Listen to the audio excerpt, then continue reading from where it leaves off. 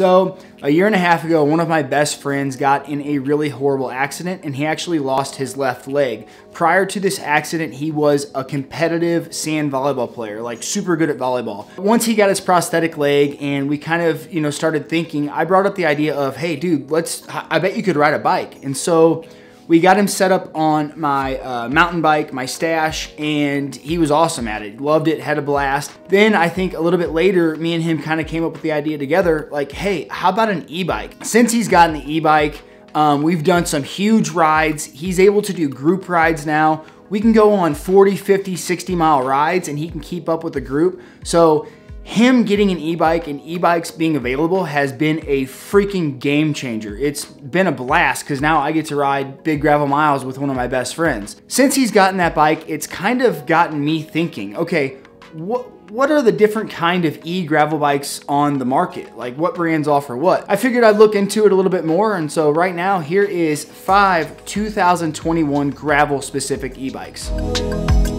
The first e-gravel bike on the list is the Cannondale Topstone Neo. The Topstone Neo lineup includes 4 models ranging from 5K to 10K. Of all the bikes on this list, this might be the most unique looking, but based on reviews from Bicycle Magazine, it is one of the best e-gravel bikes they tested. The Neo 5 and 2 come with a traditional front fork, but the Neo Carbon Lefty 3 and Lefty 1 come with the Cannondale Lefty fork, which actually provides 30 millimeters of travel to smooth out the rough stuff. All 3 of the carbon models use Kingpin suspension in the rear, which also offers 30 millimeters of travel. The 2 Lefty models come with 650B by 42C tires, but can take up to 47C tires, and the non-Lefty models come with 700 by 37C tires. This is not a light bike coming in at nearly 40 pounds, but given the fact that it has all this suspension, that's to be expected. All 4 of these bikes come with a Bosch Performance CX motor and a powerful 500 watt power tube battery that supports up to 20 miles per hour. Cannondale claims this bike has a range of 78 miles on a fully charged battery. The next e-gravel bike lineup on this list is the Specialized Turbo Creo. The first thing that catches my eye about the Turbo Creo lineup is that they don't really look like e-bikes. There are 4 bikes in the lineup ranging from $7,250 all the way up to $14,750. The base model comes with a carbon frame and a full GRX 810 group set. The top of the shop S-Works version of this bike coming in at $14,750. It has the FutureShock 2.0, SRAM Red E-Tap brakes, SRAM XX1 Eagle Axis drivetrain, and for the wheels, you get a set of carbon Revolt Terras. Specialized claims this is the lightest e-bike in its class, coming in around 27 pounds. The bikes use an SL1 320 watt battery, which offers 80 miles of range. So another really cool thing about this bike is that it offers a battery extender that you can put on it and basically get another 40 miles of range. The third bike in the lineup is the Canyon Grail On. Like you would expect from a consumer direct brand, these bikes are a great value. The Grail On CF8 comes in at $5,800.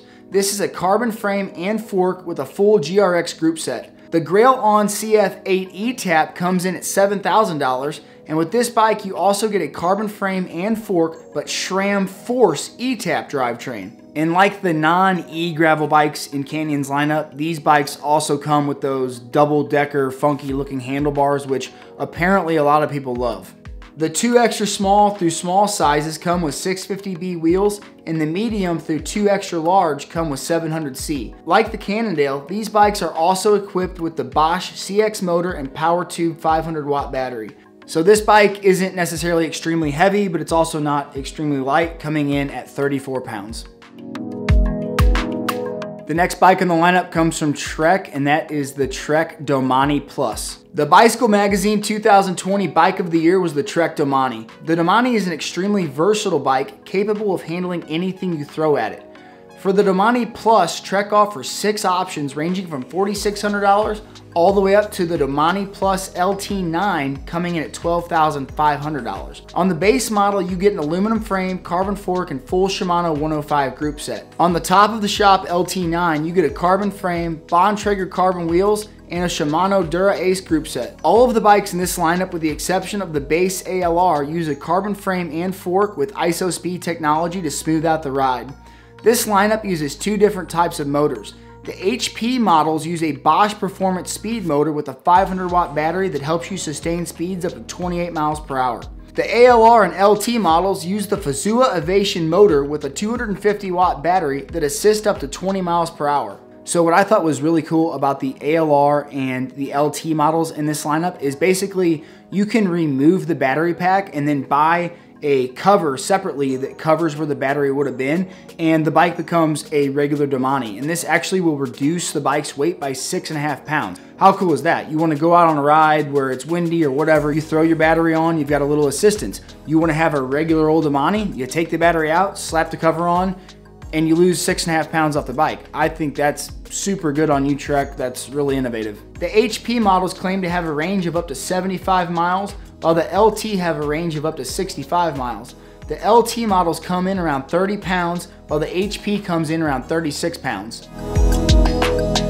And last but not least is the Giant Revolt E Plus Pro. This is the lone e-gravel bike in Giant's lineup, and it comes with a modest price tag of $4,200. This bike comes as an aluminum frame, carbon fork, and Shimano 1x11 GRX group set. The motor on this bike is the Giant Sync Drive Pro powered by Yamaha, which will assist you up to 28 miles per hour. This motor has smart assist technology with adjustable support ratios where the rider can decide what ratio of power they want the motor to provide. This bike has 5 modes, and from what I've gathered from the internet, a range of 60 to 70 miles. The exact weight of this bike wasn't listed on Giant's website, but from what I've gathered from the web is it weighs around 40 pounds. All right, guys, there you have it. 5 gravel e-bikes for 2021. Prior to my friend's accident and him getting into bikes, I was a hater of e-bikes.